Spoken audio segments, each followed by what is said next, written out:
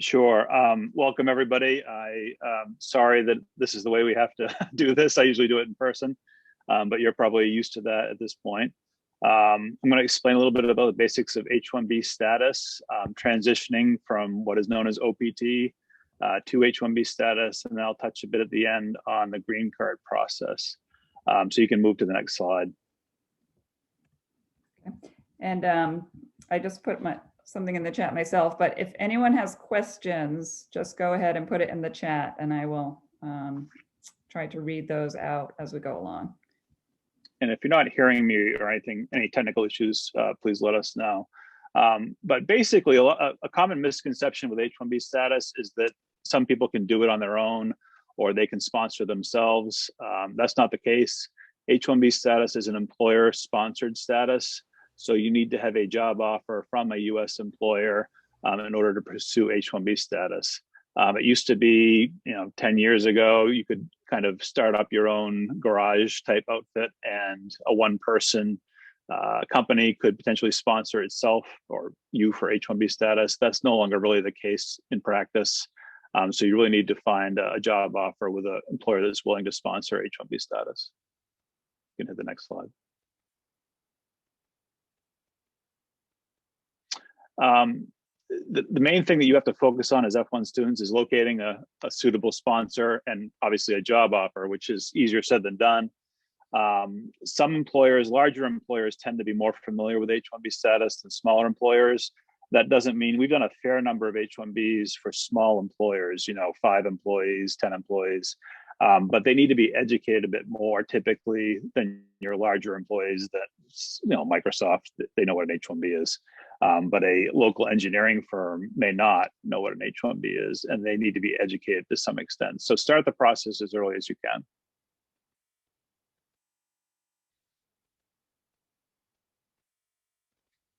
So OPT to H1B transition. OPT is optional practical training, and you'll learn about this if you don't know it already from Sarah and Murray and other folks at the international office. But that's your work authorization once you've completed your program, your studies. Almost all people are entitled to 12 months of OPT, and for STEM graduates, it can be a longer period than that. So you want to do everything you can to arrange for your OPT once you graduate, okay? So make sure you do that in a timely manner. I believe that the international office just communicates these timeframes to you.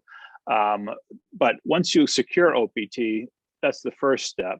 You may not end up using OPT, and don't worry about using all of your OPT if you've secured an H1B sponsoring employer, because especially if you're going to a CAP subject employer, you want to take a shot at that CAP lottery each year you're eligible for it.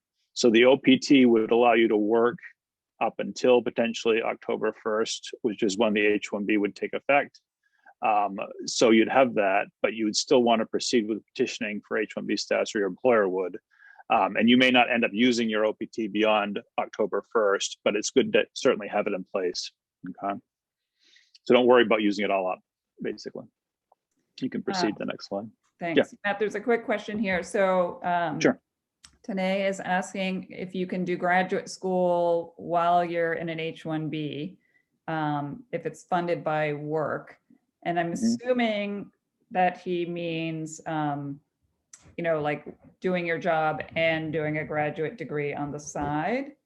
Okay. Can you comment on that? Sure. So H1B status, and I'll talk a bit more about this later, but H1B status can be for full or part-time employment. So you could have a part-time H1B even, or you could have a full-time H1B, and it's really up to the school's policy as to whether you can attend school on a part-time basis. I'm not aware of any restriction that you have for that. Sarah, maybe you do, I don't know. We typically allow H1Bs to become students. Okay, yeah.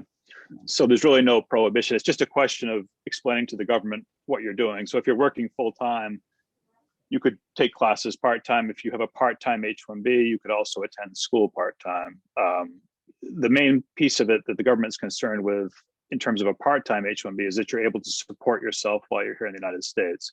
So if your part-time position provides a sufficient salary to support yourself, there shouldn't be any issue from that perspective. Okay. So the H1B cap, everybody I think has probably heard of this at this point.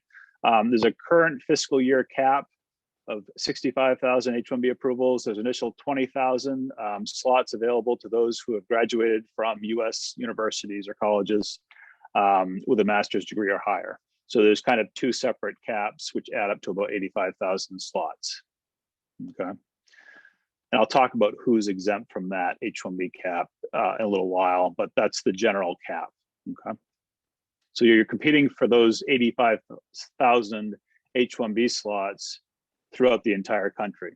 So I mentioned Microsoft earlier. They're trying to get some of those slots. You're trying to get one of those slots or more of those slots. So that's kind of how it works. And it's a very competitive process. The H1B cap applies to a change of status and visa issuance. So changing your status directly in the United States from F1 to H1B, that would count against the cap. It's the petition filed by the employer that counts.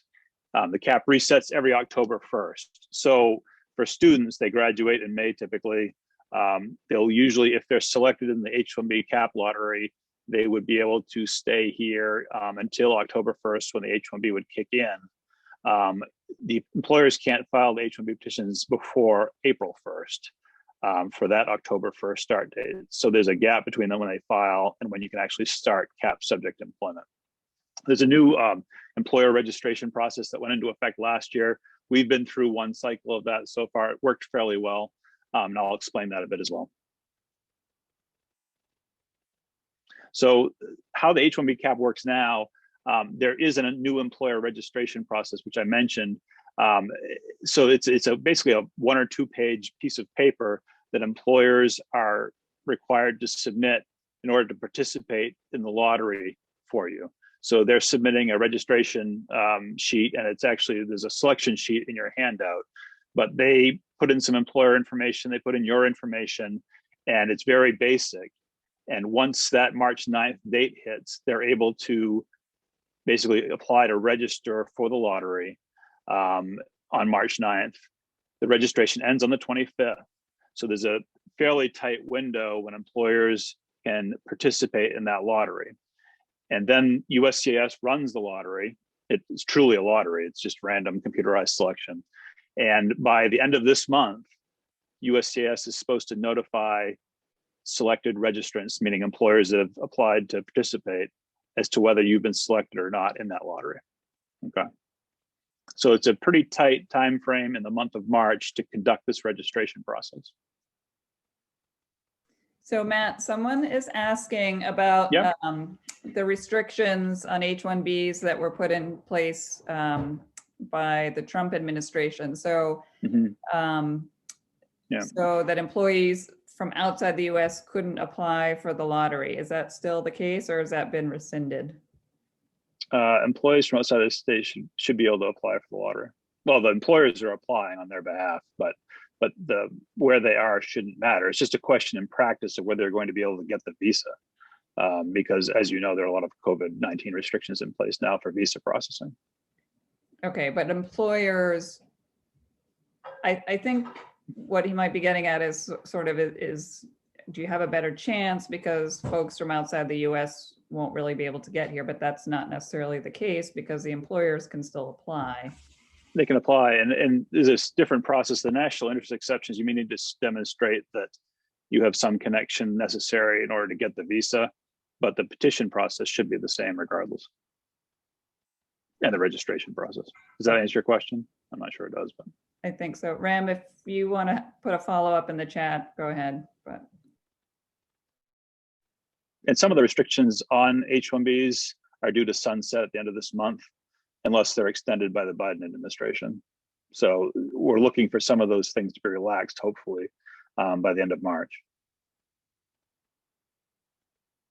Okay, so I mentioned how competitive this is in terms of the numbers of petitions versus the numbers of available slots. You'll see on the slide, in 2020, last year, there were 275,000 petitions for 85,000 slots. So, you know, you have less than half a chance of getting selected in the H1B lottery. So it's very competitive. Although I usually like to tell students that, I mean, it does seem like just unbelievable odds, but I mean, anecdotally, most of our students seem to get the H1B. So Yeah, it surprises me as well. I think we probably had 75% success rate on the cap subject lottery registrants that we had, which I thought was good. Certainly batting above average. Yeah. And so certainly don't shy away from it because of that. I just want to give people a realistic understanding of how many people are vying for these slots. And Ming Sao has a question. I think you're going to address this. So we're talking about cap subject H1B, yes. And there's another category that are cap exempt, and jobs in higher ed would fall under those, and there is no cap for those. That's correct. So I'll talk about cap exempt employers in a bit, but the University of Maine, for example, would be a cap exempt employer. Any other university would be exempt from the H1B cap. So they can bring people in at any time on an H1B visa, assuming they're otherwise eligible. So there you go. The next slide talks about exemption from the cap. Colleges and universities are very common exemption. Nonprofits affiliated with colleges and universities are also a fairly common exemption. We deal with that quite often. In fact, I think I deal with it more often than I deal with colleges. They have to show an affiliation with the college or university, say the Jackson Lab, MDI Biological Lab, Eastern Maine Medical Center, St. Joseph Hospital.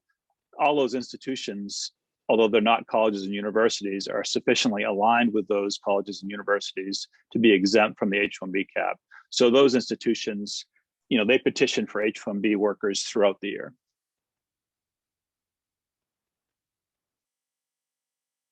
There's also a little bit of a wrinkle in the law in terms of even some for-profit employers who would normally be subject to the cap can sometimes benefit from a institution's cap exemption.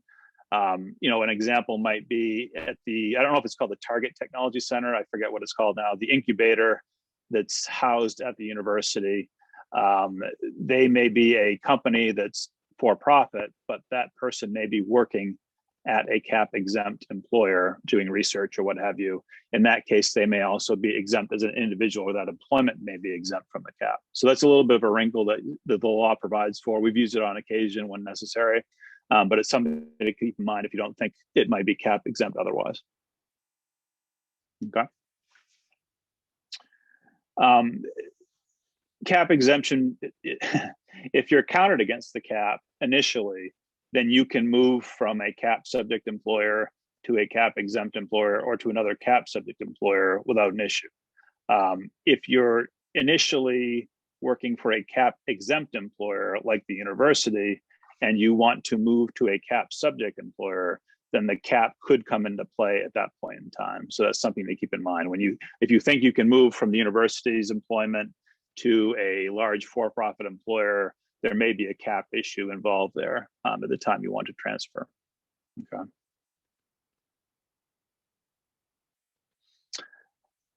So if you haven't left the U.S. for more than 1 year and you've held H1B status in the past 6 years, then you're fine.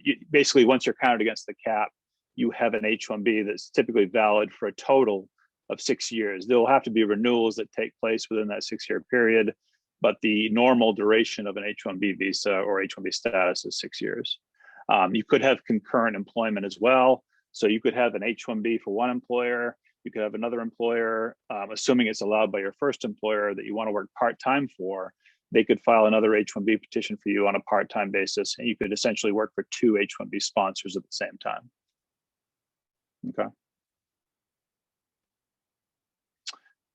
So what does it mean for you, the H1B cap? Certainly work on finding an H1B sponsor, and that's usually the most important and the most difficult piece of this. I already mentioned arrange for OPT. You want to always arrange for OPT if you're eligible and get that taken care of. Excuse me. Sorry about that. I have numbers that pop up when I get a call. You want to arrange for OPT as quickly as you can and do it according to the timelines set forth by the international office and the actual timelines. Because you want that in place. And I've seen it happen a few times with other institutions where students have not done what they were supposed to do. and they don't get their OPT in time, or they miss a deadline, certainly don't do that. You want the OPT for a number of reasons, and I'll talk about a few of them in a minute. And I should add that, you know, Mireille has been holding OPT workshops. They're all listed on our website, and I'm sure you're getting announcements about them. And the process is really slow right now. So, and it's, you know, you file and then it takes weeks even to get a receipt. So it's definitely something you want to look into earlier rather than later. Don't wait till the very end. Just because with the receipts taking so long, it just has created a lot of problems and issues. So make sure that you, you know, file at the first possible moment that you can. Right. And there was some guidance that came out today that they're going to be a little flexible in terms of the delays and the receipts for OPT. So, you know, there is some relief there, but certainly do everything you're supposed to do and do it on time. That's very important. You know, in terms of the cap, you have to watch out for status issues, because once your program ends, your F1 program ends, and you've graduated, if you don't arrange for OPT, then, you know, your status is tied to your academics and your full-time enrollment. So you generally have 60 days at the end of your F1 to basically either find a job or depart the country or go to another higher level of education or a different type of education. But you have a 60-day grace period essentially in your F1 status. And I think everybody, or most people in the audience, I would normally ask this, but I think most people are F1s, but there may be some Js as well. And there's some separate considerations for Js, which I could talk about later. But generally speaking, you would have a 60-day grace period for F1. Okay.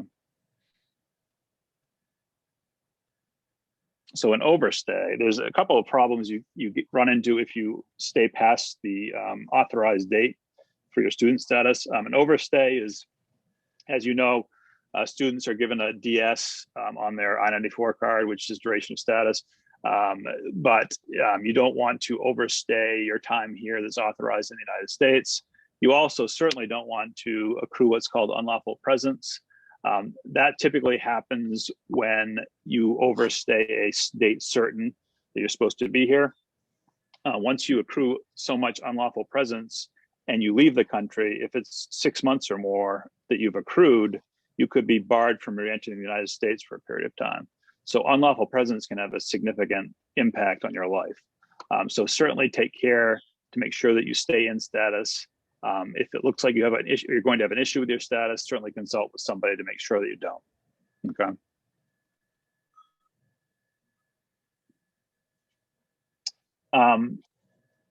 You can stay in the United States, and I mentioned this earlier. If an employer timely files an H-1B petition on your behalf and requests a change of status, then you can remain in the United States under what's called a cap gap rule until October 1st. And that's when the effective date of most H-1Bs would start. So if your employer timely files, and we'll talk about when to file, but if that happens and you're still in student status at the time, you're able to benefit from that cap gap relief, which allows you to remain here in the United States. And quite honestly, traveling right now is not always the best idea given all of the COVID restrictions that are in place and the constant changing nature of those restrictions.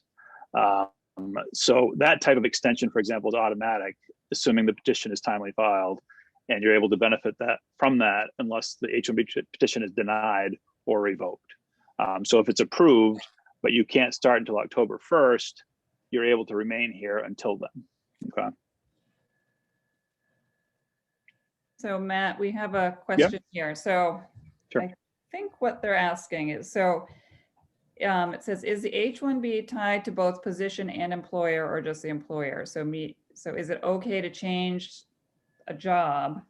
Mm-hmm. Well, it says within a company during the months of April and October if you get picked in the lottery. So I guess there's a couple of ways you could take that, or maybe you could answer both. So yeah, if you just change your position within the company, mm-hmm. What would happen? Or if you decided, if you got a different job offer, that would be, I think, a whole different story, correct? Right, that would. Yeah, I mean, it gets difficult if something changes between the time that your employer is selected in the lottery and the time your H1B starts, meaning if something happens with the type of job with the same employer in that time period, it may be that the employer hasn't yet, even though you've been selected in the lottery, the employer may not have filed the actual H1B petition yet. And in that case, they may be able to reflect the changed job before they file the petition itself, in which case you shouldn't have a problem. In terms of being selected in the lottery and then trying to change employers before October 1st, I would have to look at that, to be quite honest. I think I had that question last year, and I can't recall off the top of my head if that can be done, but it's the registration and selection is unique to the employer. So typically you'd have to have an approved H1B in place before you can port that to a new employer. And the question in my mind is, what do you do if that all happens before October 1st, which is when you would otherwise start, right? So I'd have to check on that. Okay. Did I answer that? Is that the question? I think there were two questions there, but. Yeah, I think, Rem, you can put in the chat if you have a follow-up, but I think that answers it. So okay. Ultimately, it's difficult and it's not advisable to be changing, making changes during that time frame. And then once you have a job and you have been counted against the cap, then you have more opportunities. That's right. So once you've started with your first employer in H1B status, say October 1st, you've started the job. If there are changes to that job that are material, the employer may have to amend the petition that's been approved to reflect the changed job. If you're started with that first employer October 1st and you want to change to a different employer, that new employer will have to file its own H1B petition for you to port your job from your first employer to that employer, okay? But you've been counted against the cap, you have one of those numbers. It's just a question of transferring to another job, okay? So there's two different questions there. Yeah, and I think Matt's gonna cover this, but porting means that you are going from one H1B employer to another H1B employer. Right. And the new employer still has to file for you, but you can actually start working before everything's approved. That's when you're porting, changing from one employer to another. That's correct. You can work on the receipt notice for the second employer. That's correct. Yeah. So that enables you basically to get back to work as quickly as possible. Now, keep in mind, hopefully the petition is ultimately approved because you're going to be working without knowing that the petition's been approved, but the law allows for that, okay? Now, if the H1B petition is rejected, which you don't want to happen, certainly, it's denied on its merits or it's revoked, then you generally have 60 days after that to depart the United States, okay? So that would be unfortunate. If you get selected in the lottery, that's usually the biggest part of the battle. And hopefully your employer does everything right so that your petition is approved and you're eligible to start work come October 1st. Okay.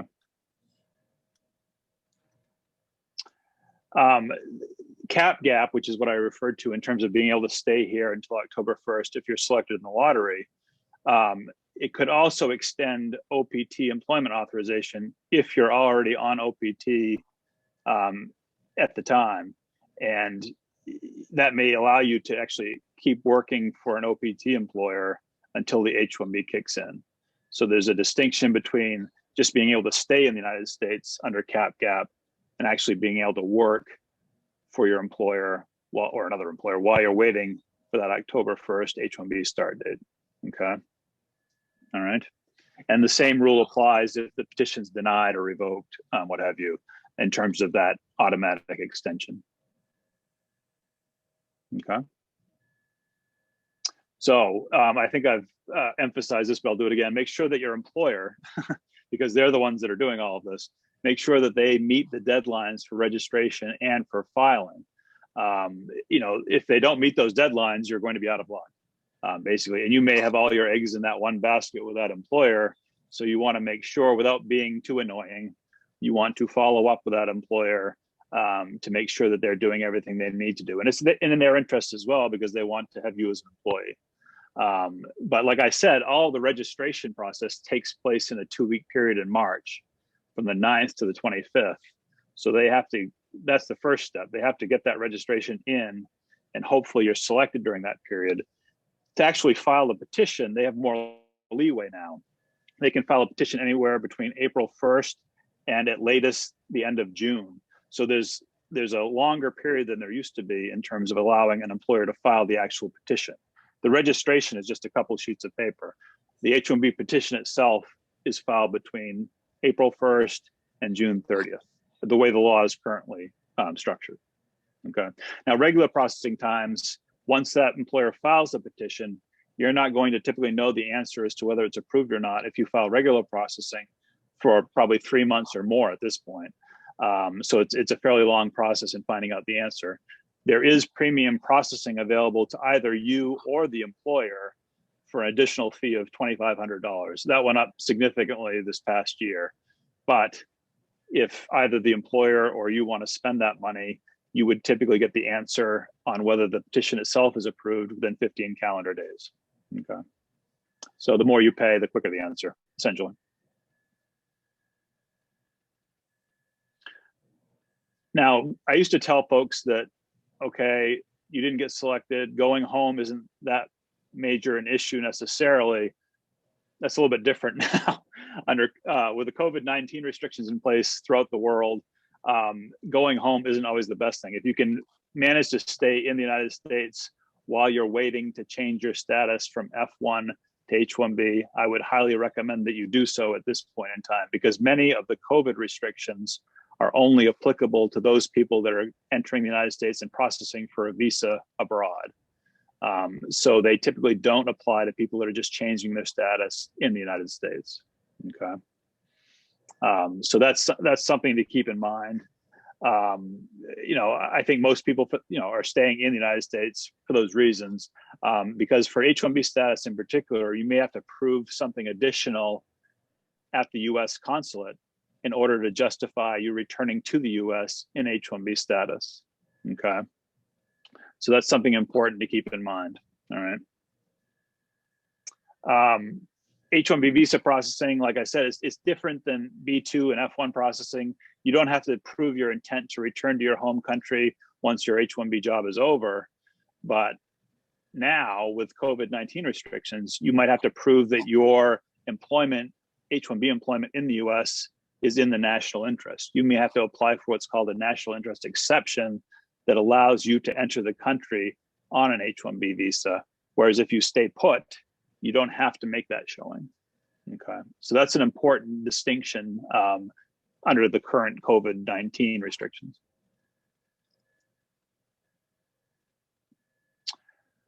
Okay, the OPT to H1B transition, you can really ease the transition for employers, because employers love OPT.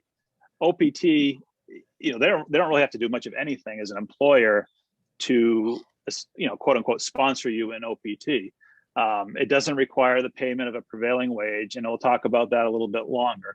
But employers love it because you come to them employment authorized. You have your EAD card, you show up, say I'm authorized to work.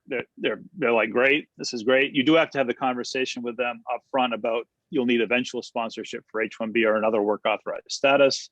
But they love OPT because it's easy for them. Okay, so that's a good thing. STEM extensions and the international office can certainly talk to you about this type of thing. I will cover OPT a little bit, but if you have a degree that's in the STEM fields, then you might be able to avail yourself of an additional OPT extension beyond the typical 12 months of OPT. You have to be in OPT, obviously. You have to have a degree that's there's a specific list of classifications of STEM degrees. The one thing that a lot of employees miss on the STEM extension, or students miss, is that your employer has to participate in what's known as E-Verify. So oftentimes the first two bullets are no problem in terms of the requirements, but that last one sometimes trips people up because their employers don't participate in E-Verify. And not all employers have to participate in E-Verify. You may need to convince them to do that in order to get the STEM extension. Okay. So a lot of people miss that, but it's a very important piece of it.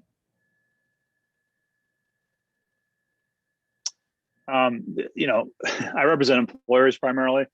Some employers may be reluctant to participate in E-Verify, but larger employers and federal contractors already participate in E-Verify for the most part. It's the smaller employers that would need to be educated on what E-Verify is and what it entails for them, what their responsibilities, because E-Verify would apply to their entire workforce. It wouldn't just apply to you. So they'd be basically committing themselves to do something for their whole workforce in order to make you eligible for a STEM extension. And some employers may not be willing to do that.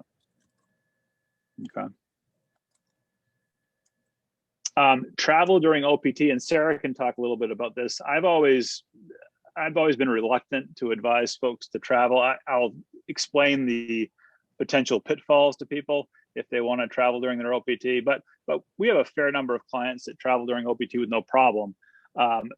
Right, in this current environment, I wouldn't recommend it. But you know, assuming we're outside of COVID, then traveling during OPT is certainly something you can do. However, if your employer is petitioning for an H1B for you, and you're looking to change your status from F1 OPT to H1B, you don't want to travel while that petition is pending, because if you leave the country while that petition is processing, then you abandon the change of status part of it. So although the petition might be approved, the automatic change of status from F1 to H1B would be denied because you left the country while it was processing. Okay. So people that are in that period where they're looking to start October 1st and the employer is changing their status, they definitely want to stay put in the United States, or they abandon the change of status piece of it and they'd have to go home for a visa and come back in.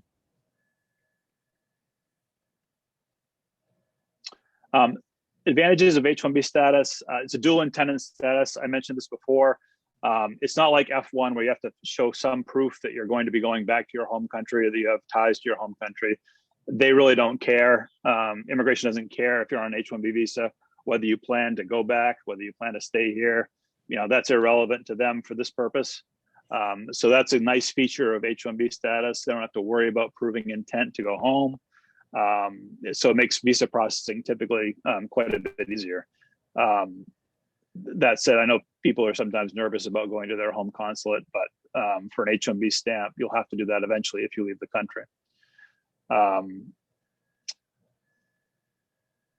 You could actually show up at the airport in an H1B status or on an H1B visa and say, I plan to stay here, you know, permanently. And there's not much they can do at the airport. They're like, oh, okay, it's an H1B visa, so we don't care. Like I said, visa stamping is typically easier for an H1B. It's really just proving and verifying that the job offer is valid and exists and that you're qualified for it. And because there's a prior petition approval, the process at the consulate is usually fairly straightforward. Okay. So H1B status, I mentioned this earlier, there's a total stay of 6 years normally. Now there are exceptions to that, but that's the general rule. Now, the H1B will only be issued in an initial increment of a maximum of 3 years. So if your employer petitions for you for H1B status, they can petition in increments of anywhere up to 3 years initially. Most employers will petition for a full 3 years because they don't want to have to pay to extend it during that 3-year period. At the end of the 3 years, your employer, if you're still with them, can petition to extend your H1B status for another 3 years. So that's the general 6-year stay. If your employer takes steps to sponsor you for permanent resident status, then if they do that in a timely manner, you could extend your H1B status beyond the normal 6-year maximum. And for folks from India and China, and are you ready for the next slide? Oh, I think I am. Yeah, sure, it's fine.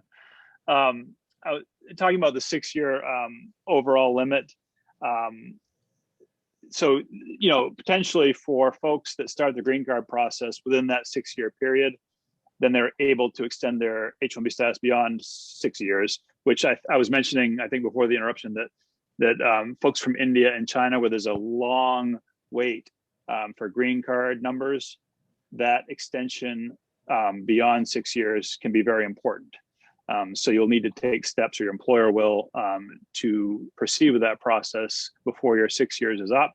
That will enable you to extend H1B beyond 6 years. Okay. H1Bs are also much more portable nowadays than they were when I started practice 20 something years ago. You can change employers fairly easily. Now, keep in mind that the new employer will also have to file an H1B petition for you. But if you've already been counted against the cap, that new petition wouldn't be subject to the cap. Okay. So it's once they file that petition on your behalf, assuming it's received by USCIS, you can actually start working for that new employer upon filing. You don't have to wait for the approval. And I also mentioned this feature of H1Bs a bit earlier. It can be used for full-time or part-time status. So that might provide some flexibility in terms of the job you may find. If it's not a full-time job, a part-time job could still support an H1B visa if it's otherwise eligible. Okay.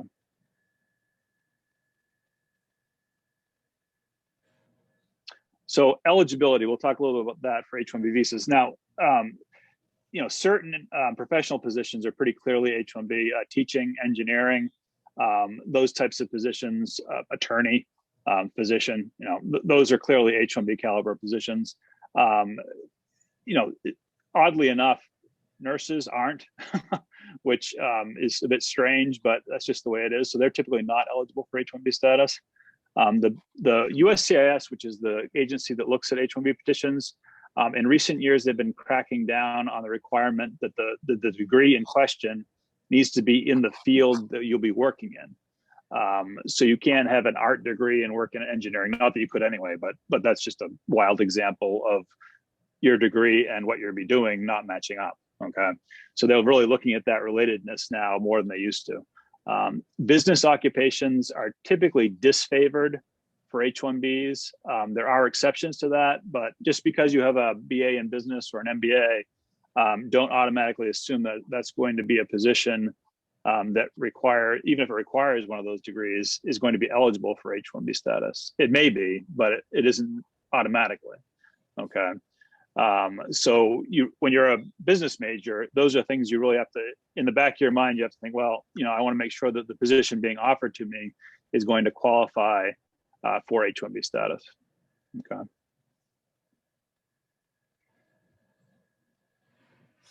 And we talked about business occupations.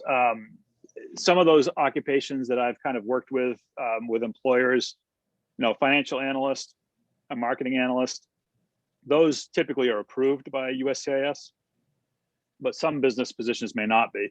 So you really have to focus on those positions in particular to make sure they do qualify. I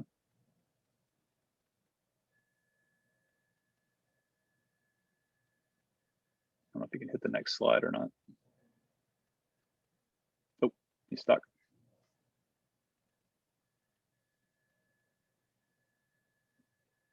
Okay, licensing. I don't think many of you probably, a teaching certification you may need. Engineering, it may require a license, it may not. But if a license is required for what you'll be doing, you need to have that license to show that you qualify for the position.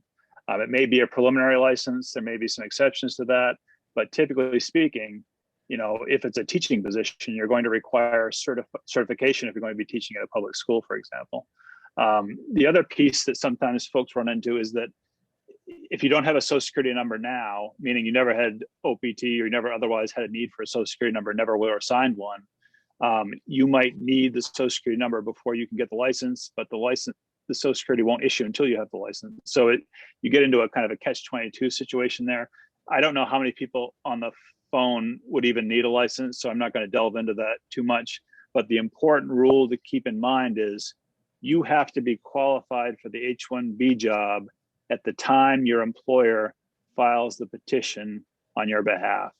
So that's kind of new. It's not a new requirement, but the registration process that they have in place now is in March, you're going to know whether you've been selected in the lottery. Your employer then has until June to file a petition. So you might actually get your degree in May, right? So you may be qualified as of May 30th, whenever you get your degree, for that position, and your employer would want to file a petition after you've got that degree. So it provides a little bit of actually leeway you didn't have previously.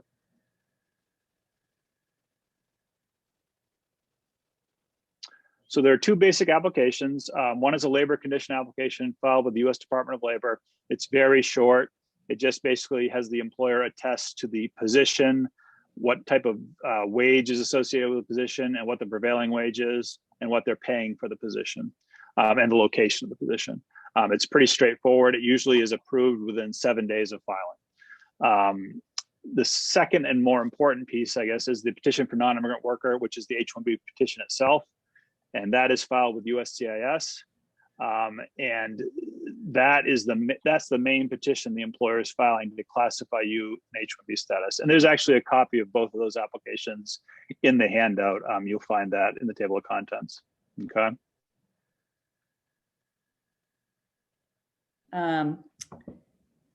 So you have a question? Yeah, so there's a question here. So if I'm graduating next year, is it possible to apply for the lottery now? So you cannot really apply till you actually have the job, right? Because it's the employer applying. Correct. For the Yep.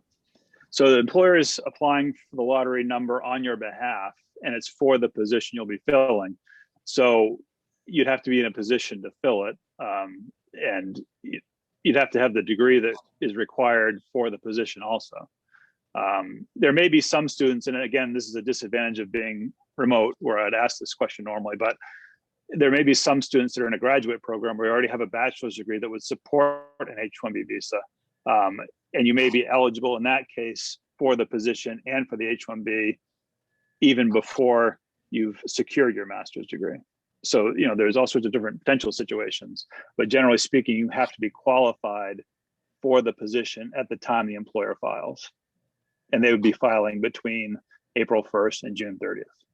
Okay. I'll talk a little bit about the labor condition application, but you can look at the sample in the handout. It really just basically states what the job conditions are, what the job is, the title of the job, and the employer attests to the wage obligations. It's really approved pretty quickly. In most cases, there's rarely any problem with a labor condition application unless there's some kind of typo on the submission.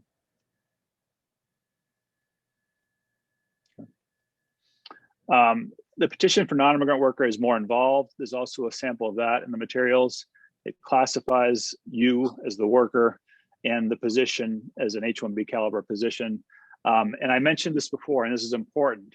There are two options or ways to actually activate H-1B status, assuming you're selected in the lottery and assuming the petition's approved. You can either have your employer asked to change your status here in the United States directly from F1 or J1 to H-1B, or you can ask for the employer to notify the embassy in your home country or in Canada or another suitable place. The petition has been approved. You go outside the United States, you apply for the H-1B visa stamp, and you enter the United States on that visa. That activates your H-1B status as well. Okay, so there are two options you can select when the employer files the H-1B petition. Okay, what's needed from students for the H-1B filing? It's really not that involved from the student's perspective. The employer will need a copy of your degree and your transcript, your CV or resume. Be careful what you list on your CV. Make sure everything that is on there was authorized. Okay, so you didn't have any unauthorized work on there that wasn't covered by either on-campus employment or CPT, for example. Any required license, if one is required for the position, your I-20 forms, your most recent I-94 card, which you can get off the internet in most cases, and a copy of your passport. So your documentation is pretty straightforward typically. I think I saw a question pop up. I don't know if that's.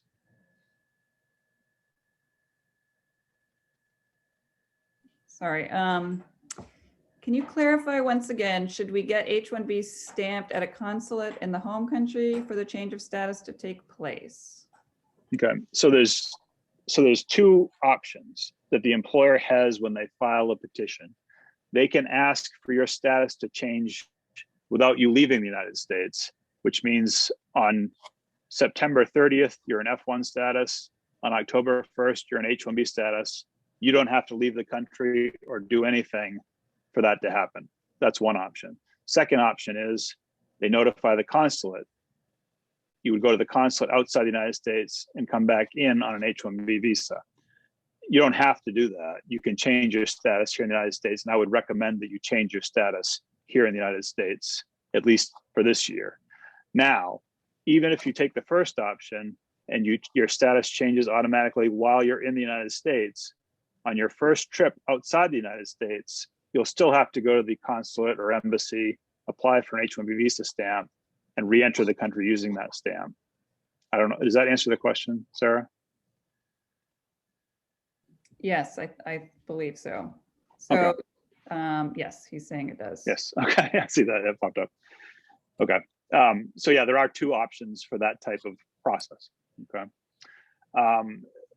So issues you gotta be aware of, prevailing wages, and we'll talk about this a little more detail, but when you get a job offer from a prospective employer, one thing you'll wanna check is what the prevailing wage is for the location of where you'll be working, okay? So you gotta line up the state and the county of the job offer and the job title of what you'll be doing, and see what the prevailing wages are on the Department of Labor website to make sure that what you're being offered either meet or exceeds that prevailing wage. Now, in your handout, if you look at that, I think it's on page 6, there's an example of a prevailing wage, and I think it's for mechanical engineering, if I recall. But you'll see that wage source, you can actually check a job offer's offered wage against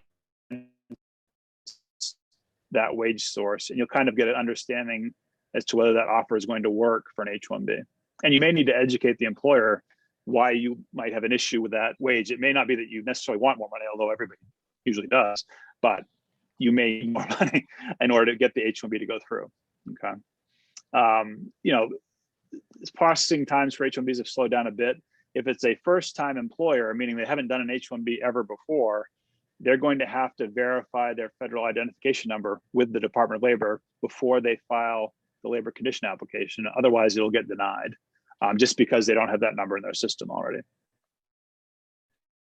The other thing, especially for computer science folks, in my experience, are third-party placements. There are a couple of issues with those. This is an instance where you may be employed by SunTrust in Atlanta, but you're working at 4 other banks or 4 other institutions doing IT work, et cetera, where you're not working at the work site of your petition employer.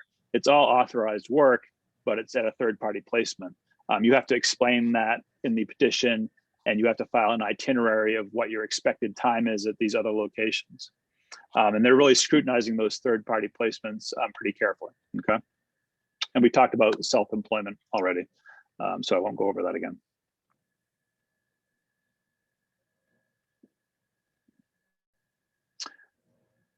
Okay, for prevailing wages, so if you look at that page 6, I don't know, Sarah, if that's right or not, but I think it's page 6 of the handout.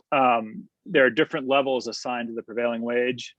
Level 1, Matt, can I just, yeah, go ahead. A couple people have asked about the handout. Sure. So I will be, I know some people got here late. I will be sending out the handout that Matt put together probably later today or tomorrow. So just okay. Wondering what handout Matt's referring to. That's it. Okay, all right. So when you look at the prevailing wages you'll see the handout and where that printout is from. It's the Department of Labor's online wage library. So you can go right on Google that and it'll pull it right up.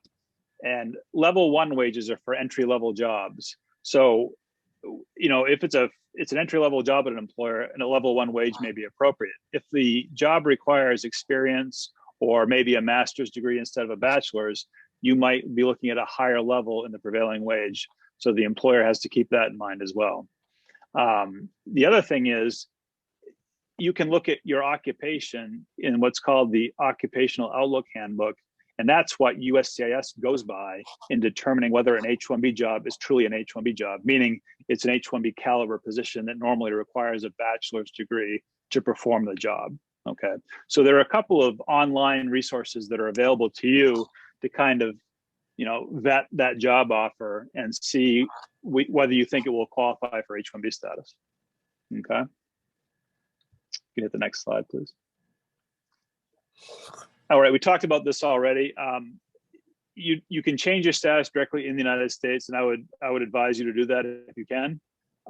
But on your first trip outside the United States, after you've changed, so on October 2nd, now that you hold H1B status, if you want to go visit your family on October 4th in Hyderabad, then you need to get an H1B visa stamp when you're outside the country before you can re-enter the country of the US in H1B status, okay? So you need to take into account that there are delays associated with obtaining an H1B visa stamp at the consulate.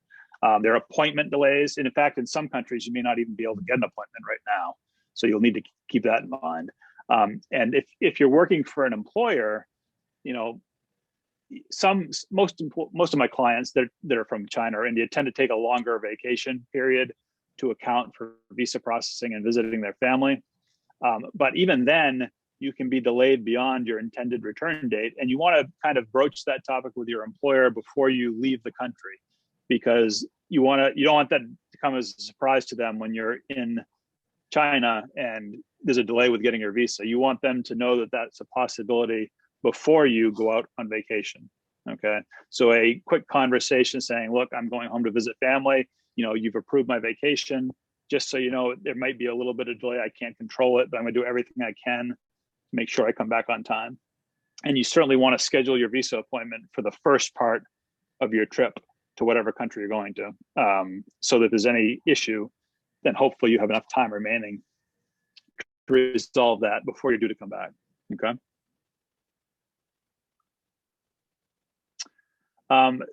The other thing that the employer might want to do once the petition's approved is just verify with USCIS that it's been uploaded electronically.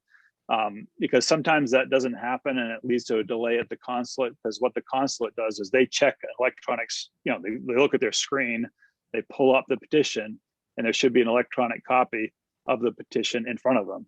And if that does not get uploaded here in the United States, then they're looking at nothing and they will not approve your visa if that happens, okay? So definitely, hopefully you can make sure that that has happened. I check for clients to make sure that's been done before they go abroad. I'm sure your employer, your H1B employer, would have an attorney handling this, and they could do the same thing. And it definitely makes sense to do it so you can avoid at least one possible delay when you're visa processing. Okay. I don't know if you can hit the next slide. I see your visage. There we go. Okay. All right, and like I mentioned, yeah, PIMS is that just electronic verification. It's just making sure it happens before you go abroad. Okay. You can hit the next slide. Security checks can also delay visa issuance. So when you're home visiting family, you've gone to your visa interview, you're waiting for the visa to come back, and all of a sudden you get a notice that you're subject to a administrative processing, which is essentially a security check. Usually, there's nothing you can do about that whatsoever. So don't worry about it. You can worry about it, I guess, but there's nothing you can do to speed it up. And it typically does not take more than 30 days in our experience, but they will not issue you the visa until that administrative processing has cleared. So unfortunately, if that happens to you, and sometimes it does happen more often when you're changing from one visa category to another, you'll just have to wait out that administrative processing. Keep in touch with your employer, let them know what's happening, let them know it's beyond your control. And in my experience, employers are pretty understanding about that type of thing to a degree. But I think it's better to keep them updated on what's happening.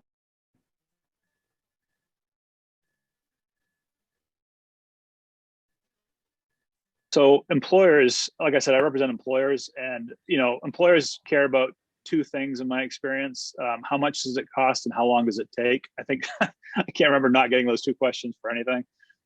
So they will be focused on what it costs them. Larger employers are familiar with this. Smaller employers will not be familiar with this. So you need to explain to them the costs and the filing fees and everything involved. They'll probably have their own attorney do it, but it wouldn't hurt to be educated enough to explain the basics to them when you meet with them. Okay. Next slide, please. So the current current filing fees you'll see are not inexpensive depending on the employer size. So you're looking at, if you're premium processing a case, you could be looking at upwards of $3,000 just in filing fees. Okay. Now the premium processing is a significant fee now. So that's optional. It doesn't have to be paid, but you can pay it. That's one of the few fees where the employee can pay it. The other fees are required to be paid by the employer.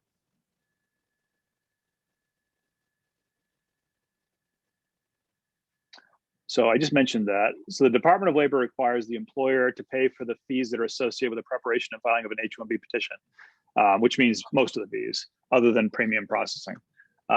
So they should know that up front. You can pay for your own advice. And to be quite honest with you, I know that some of my employer clients may have ultimately had the employee pay for it. I've advised them certainly that's not appropriate. I think it happens. I know it happens. But the rules provide for the employer to pay for that. Okay. And not everybody understands that.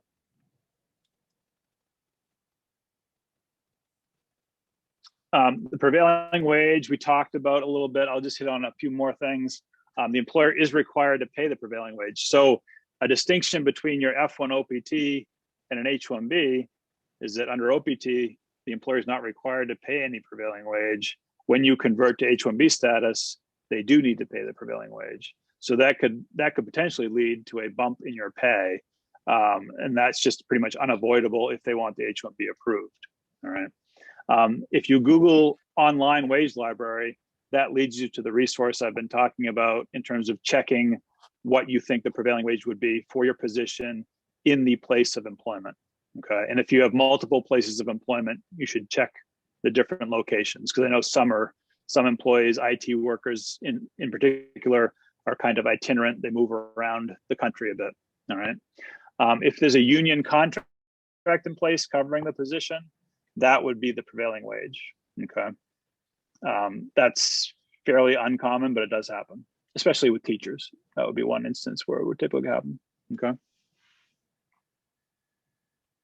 And just so everyone's clear, the prevailing wage is a wage level that essentially the Department of Labor decides is like, what a position, what someone in a position should get. And they do a bunch of surveys and things like that. Right. So it's difficult if the job does not have the prevailing wage that the Department of Labor is saying, it makes it a little bit more complicated a process to get the H-1B. Yeah.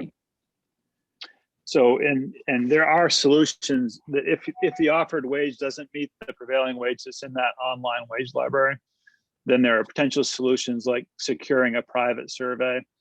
We've done a number of H-1B petitions for private secondary schools for teachers. Oftentimes the wage in the wage library is higher than what they're being offered, but there are certain surveys through the Independent School Association, those types of organizations that are acceptable to bring the wage down to a suitable level for the employer. Okay, so there are other options. H-1B conditions, we talked about this. If this is your first H-1B ever, then you need to wait until the petition is approved, excuse me, and then the effective date before you can start working. So for people that are going to cap subject employers, the petition has to be approved, and you have to wait until at least October 1st to start the job in H-1B status. Now, if you're already in OPT, that's fine. But if you're not, then you have to wait until October 1st before you can start working. If you're already in H-1B status and you want to move to a different employer, you can actually start work like we talked about upon the filing of the second petition. Okay.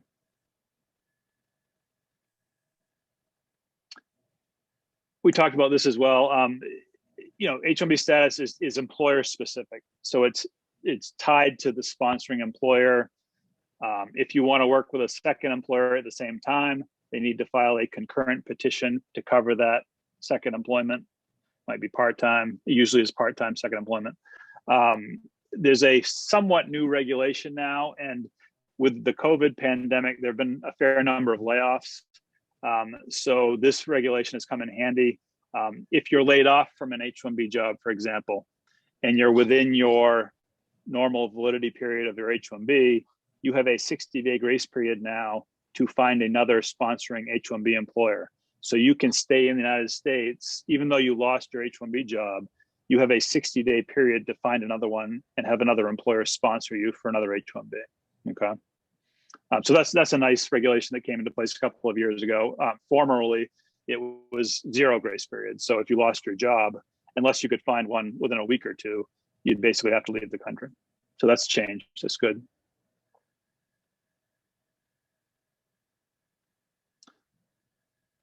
We talked about the grace period. Like I said before, there was no grace period, so this is a good thing. But 60 days, it seems like a long time maybe, but it goes quickly. And I have a number of clients now that are in the situation where they're trying to locate another H1B sponsor because they were laid off from their job. And they're trying to do that all within that 60-day period. So it's an important thing to keep in mind. The employers may not be aware of it, but it's something you should be aware of, okay? We talked about the prevailing wage differential between OPT and H1B. That's another reason employers prefer OPT. There are also tax differences. FICA typically, which is Social Security tax, that's typically not required while you're working in OPT. But you know, I've had clients over the years that quiz me on the tax issues. I'm not a tax attorney, but my advice to them is I would not stay in OPT merely for the Social Security tax benefit if you have somebody that's willing to sponsor you for H1B status. You know, I wouldn't want to take advantage of that minor tax benefit for the sake of foregoing an H1B opportunity. I think that would be silly. So the tax differences are there, but they're not substantial. Other options if you don't get selected in the lottery, okay? Further study is the typical default option. So for those folks that have completed a bachelor's degree program, for example, they may want to look at a master's degree if that's a feasible option, and it's something they probably would have pursued anyway, because you can typically do that without a major interruption in your immigration. You might have certainly OPT, you can get through that period. If you don't get selected again in the H1B lottery, then you may be looking at a different course of study or a higher course of study. There are also other non-immigrant classifications. I don't know if we have any Canadians in the audience or not, but TN status under NAFTA might be an option. For those that are particularly high achievers, let's say, O1 status as an alien of extraordinary ability is also a potential option. We've done a fair number of those lately, and they've been successful, but it's a very high standard to meet, but it does avoid the H1B cap. There's no cap on O1 visas. So where either there's a J1 waiver issue that we can't get around, or the person didn't get selected in the H1B lottery and they're running out of OPT, that's something to at least look at. Okay. And we just talked about those. The third option would be permanent residence, and I'll talk a bit about that. Permanent residence is a green card in the United States. That's what it's known as. There's no real, I guess, hard cap on green cards. However, based on your nationality, there may be a very hard cap on the immediate availability of green cards. So I mentioned earlier, if you're a national of India, if you're a national of China, if you're a national of the Philippines, there are certain high volume countries where securing a green card can be a very long wait. And if you get H1B status and you're selected in the lottery and you start on an H1B job, you want that employer to be looking at starting the green card process on your behalf sooner rather than later, because by doing that, you can extend your H1B status beyond 6 years, like we discussed. And I have clients that have been in H1B status for, I think, 15 years in some cases, if they're from China or India. Yeah, so have your employer start as early as they're comfortable, and you can urge them to start the green card process, because that may enable you to stay in valid status in the US way beyond the maximum period otherwise. Okay, so that's important. You can hit the next slide. Permanent resident status through employment.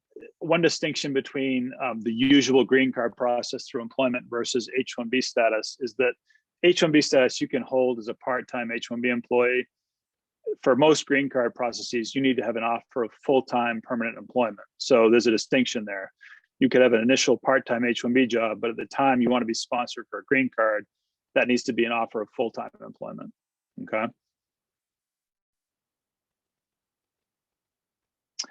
It's similar to the H1B process in terms of the green card process, labor certification, immigrant petition, and then when a visa number is available to you, adjusting your status from H1B to permanent resident, okay? So that's the typical process. And there's an example of I think a perm application in the handout that Sarah will be forwarding along. I'm not gonna spend a whole lot of time on the green card process, but labor certification, which for most green card processes is the initial step, is by far the most complicated step. It's the longest step in terms of actual processing time, and it's very nitpicky and particular. So if you have an employer, excuse me, that's willing to sponsor you for a green card, make sure they get legal counsel to help them with the labor certification process, because if they try to do it by themselves, they're probably going to fail at doing it. So they should get somebody to help them with that. It's complicated and it's unforgiving, to be quite honest. So they need somebody to help them with that. Okay. The employer, like the H1B petition, if the employer pursues a labor certification-based green card process, they're required to pay for that initial perm process step of the process. Again, I don't know what happens after I give the advice I give, but that's what the regulations require, okay? The second stage of the process is the immigrant petition. That's a pretty straightforward filing.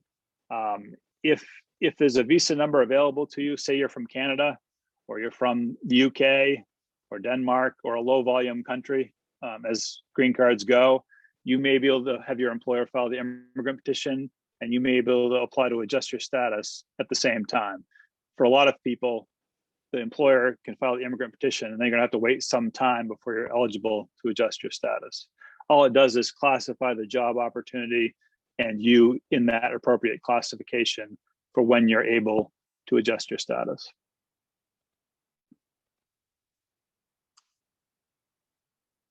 So the final stage of the green card process is called adjustment of status. And you're basically adjusting your status from whatever non-immigrant classification you hold, whether that be H1B or TN or some other status, to permanent resident, okay? So the earlier you start the green card process, or your employer starts it, the earlier you're going to get your green card. And not just because of processing times, but because when your employer starts, sets your place in line or your priority date for purposes of green card processing, okay? You can look at the visa bulletin, you can Google visa bulletin online, and you can look at your country of nationality, and you can look at the immigrant visa classification you'd be in, and it'll tell you probably how long you're gonna have to wait before you're going to get a green card once you start the process, all right? It's not always months, it's sometimes years. So it's a fairly long process for a fair number of people. Typically, in my experience, even if you're immediately eligible, the adjustment of status process is taking 12 months or more right now, okay? You can go to the next slide. There is something called a public charge rule that's now in effect, and unfortunately, to this point, the new Biden administration has not rescinded this, so it's still in place. It's very detailed in terms of whether you've ever gone on welfare or any other type of means-tested benefit. So that's something to keep in the back of your mind. If you think a benefit, you might lose your job and you're applying for some kind of federal means-tested benefit, in the back of your mind, that could have an effect on your green card process down the road. So you should consult with, say, if you think that benefit you're applying for could pose an issue with this, because that's a fairly new area of the law. Unfortunately, it has not been rescinded yet. So it's something to keep in mind.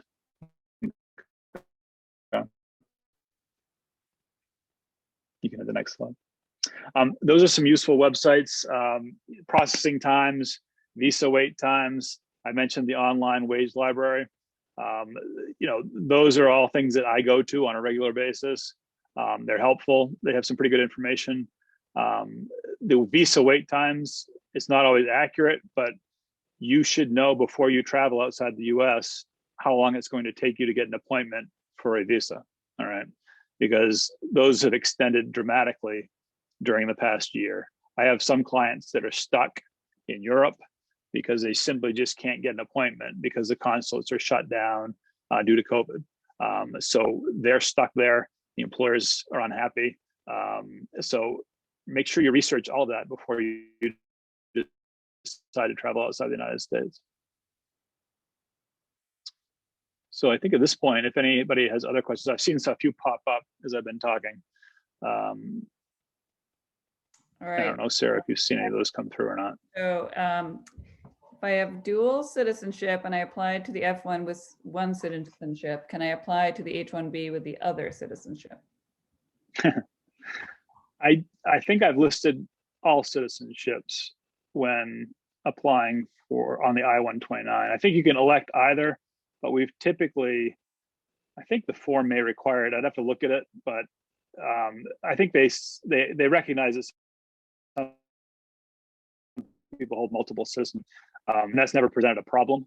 So I think you could probably elect either, but if the question asks you what countries are you a citizen of, you'd have to disclose all of them. Does that make sense? So for example, if you were a Chinese citizen and also an Australian citizen,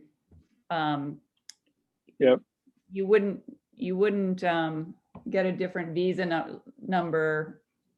No, not for an H1B. Well, so for an H1B, using an Australian example, if you're a citizen of Australia and China, you would opt for the Australian citizenship because that opens up another visa category to you anyway. So if you struck out in the H1B lottery, there's something called an E3 visa if you're a citizen of Australia that would enable you to come in on the same basic job, just a different type of process where there is no real hard cap like 65,000. So selecting your citizenship in that case would be important. For H1Bs, it typically doesn't matter. For a green card process, it's the country of birth that matters, not your country of citizenship. Okay. And that's unique. That's a unique part of the immigration process. When you're going for your green card, immigration doesn't care where you're a citizen of, they care where you were born. So I've had clients that have lived their entire lives in India, but they were born in Malaysia. So they benefit from being born in Malaysia. It's just the way the law works. So for H1B purposes, it doesn't really matter. For green card purposes, it can make a big difference. Okay. Does that answer the question? Yes, yeah, I think that does. Okay. So now is the time, folks, if you have questions, to throw them in the chat there. Otherwise, we'll wrap up.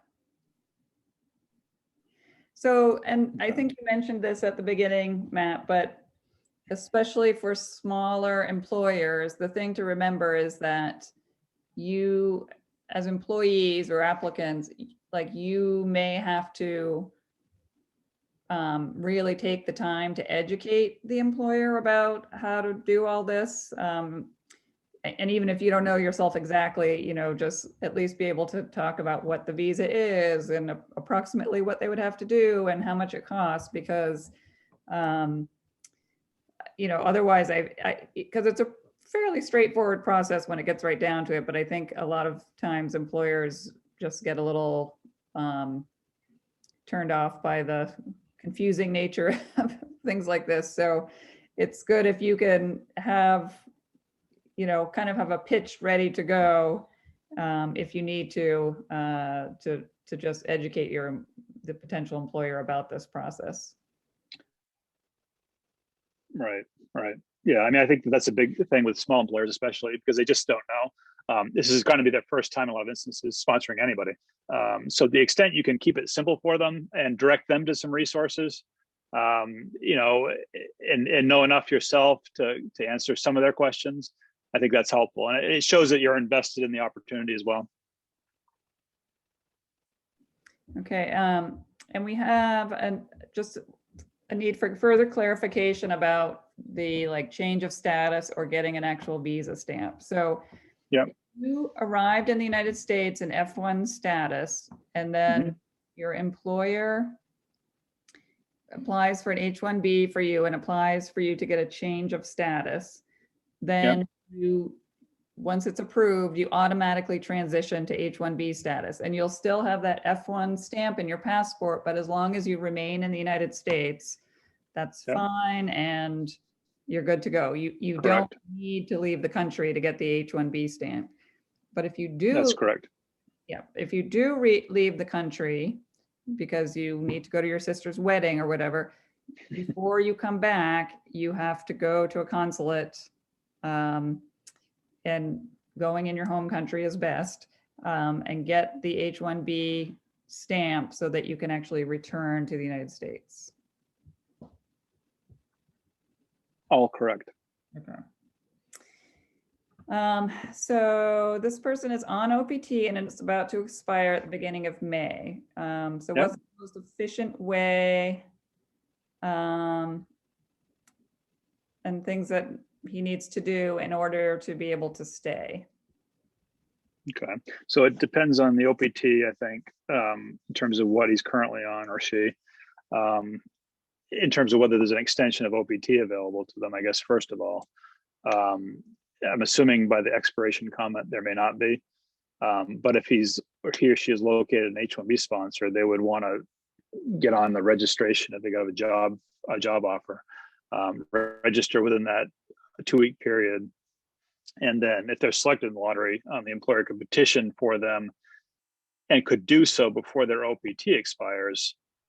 Then that would allow them to continue working until October 1st, when the H1B was to kick in.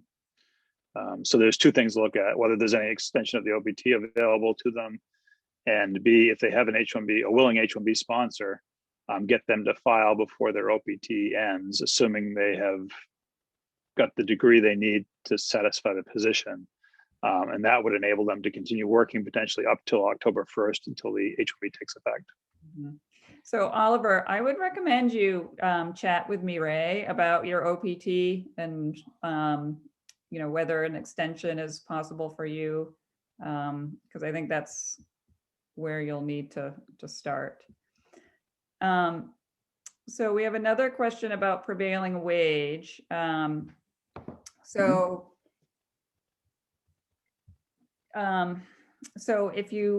if you're not making a prevailing wage, so this person, it says they're mechanical engineering and they make about 40K a year.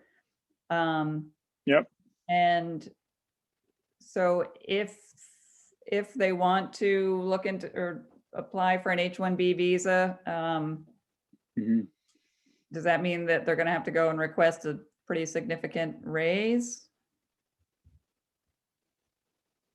Not necessarily. So they're engineering, is that right? Yes. Yep. So that online wage library wage that's in the handout and that you pull off the Department of Labor website is one source. It's the source that the Department of Labor will default to. But if you're either going to be looking at a substantial raise if the employer doesn't want to find a survey to justify a lower prevailing wage. So the Department of Labor is going to use that high wage if the employer doesn't present anything that's suitable to justify a lower wage. So there may be a Society of Professional Engineers that does a wage survey every year. And that survey may work to show that employers in the area really aren't paying $92,000 a year, they're paying $45,000 a year. And in that case, the Department of Labor may accept that survey and the employer would only have to pay that survey wage. Does that make sense? Yeah, so I think what it boils down to is that there are ways to get around what the Department of Labor set wage is. It's just a little bit more complicated. And quite frankly, I've run into some cases where there isn't a way, you know what I mean? Like there isn't a survey. Right. And that, other than a significant raise. Right. And that's something that, the attorney who's filing the H1B for the employer will be dealing with. Like the employee isn't going to have to run around trying to find surveys. That's something that the employee, the employer through their attorney will be working. Right. Well, specifically on engineering, I've actually helped a couple of UMaine grads, and over the years, actually more than a couple, where we've used surveys because the Department of Labor wage was way beyond what any employer was really paying. Whether whether their wage was faulty or not, it didn't matter. But we were able to use a survey in those cases. So the fact that the online wage library wages, it looks significantly too high, that's not the end of the story. There may be other surveys that would allow you to get a wage that works. Okay. So the next question is about, companies putting right in the job description that they won't sponsor students for visas. And a lot of times I've seen is, and so she's asking, can international students apply for those jobs, if you have OPT?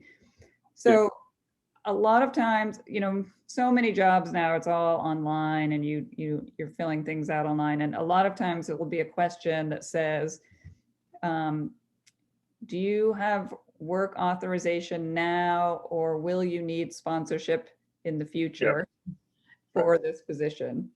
And if you're on F1 OPT and you have work authorization now, but you're going to need something a year from now, then you have to say basically like, yes, you'll have to sponsor me. And they may choose not to go with you. I don't know more to say about that, Matt. Yeah.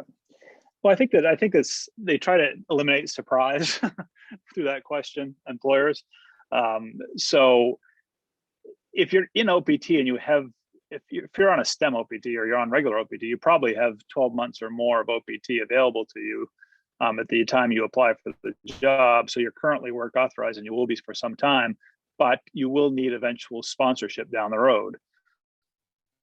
So if there's a way of explaining that, employers are really, I don't think they're trying to just disqualify people based on the need for sponsorship if it's going to be a year from now or 6 months from now. But if you're not work authorized at the time you apply, that they may be looking to eliminate some of those folks. It's not certain. So the extent you can explain your situation is typically better, in my experience. But certainly answer the question honestly, because that's the best policy. Okay. Yes, honesty is the best policy. So yes. Says, my student visa expires on May 15th, 2021. And I'm currently on OPT, which will expire on February 16th, 2022. So if I go out of the country, do I need to apply for a new F1 visa? And my understanding is that would be a yes. Yes. Well, if your visa is expired, that's correct. So the visa in your passport is distinct from your OPT status. If your visa in your passport is expired, your OPT is valid for another year. You have to, when you leave the country, you'll have to go to the embassy, get a new H1B visa stamp, come back in on H1B or on F1, whatever the case may be. In your case, F1. Yeah. Right. And because your stamp is expired. Right. And typically they're looking for you to be like returning to resume employment. And so we'll talk about this in the OPT workshops that we do, that, if you don't have a job, we don't recommend that you travel, because they're usually looking for you to have a letter from your employer saying that you're returning to take up employment. Right. Yeah. You want to have a solid position if you're traveling during OPT. Yeah. I don't know if you can answer this one or not, Matt, but it sounds like someone who's on OPT and shouldn't be paying Social Security tax, but the employer is taking that out. Yeah.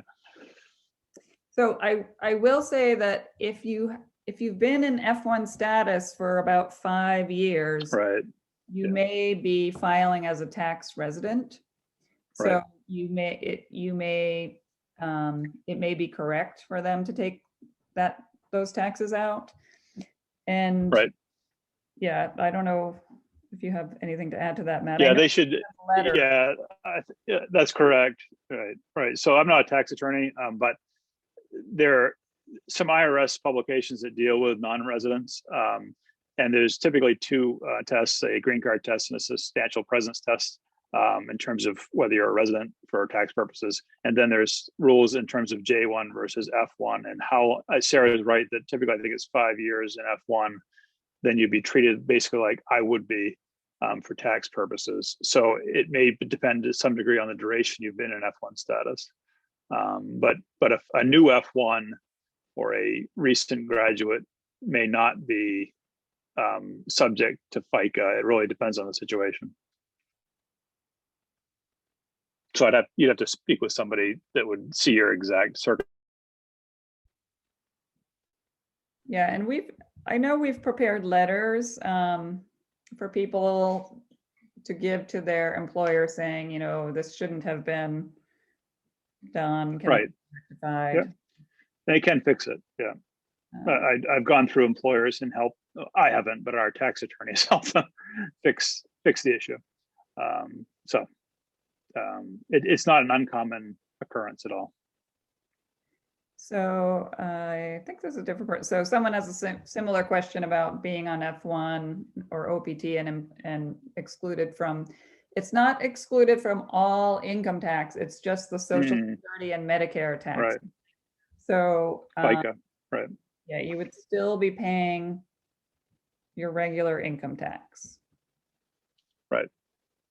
Okay. Correct. There's tax trees that come into play and all of that, but generally speaking, I was referring to FICA when I was talking about different tax treatment between an F1 and H1B.